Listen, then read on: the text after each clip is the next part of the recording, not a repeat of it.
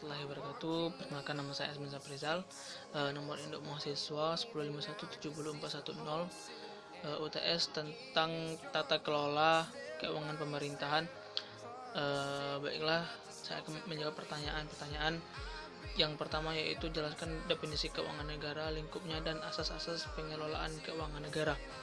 Yang pertama yaitu definisi keuangan negara adalah semua hak dan kewajiban negara yang dapat dinilai dengan uang serta segala sesuatu baik berupa uang maupun berupa barang yang dapat dijadikan milik negara berhubungan dengan pelaksanaan hak dan kewajiban tersebut.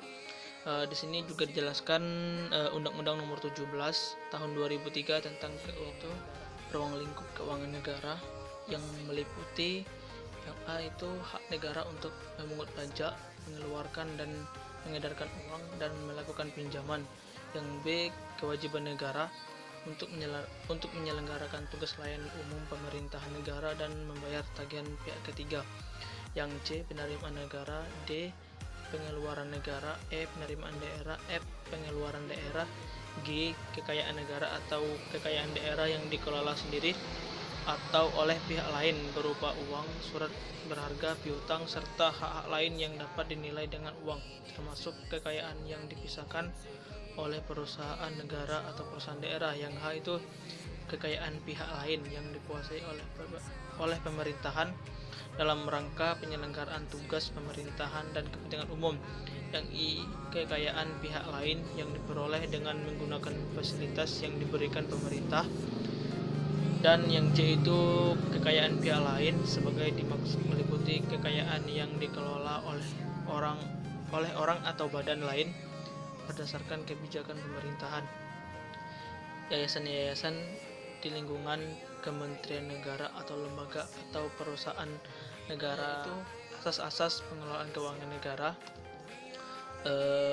Adapun asas-asas pengelolaan keuangan negara yang dimaksud adalah: 1. Asas kesatuan, yaitu menghendaki agar semua pendapat dan belanja negara disajikan dalam satu dokumen anggaran.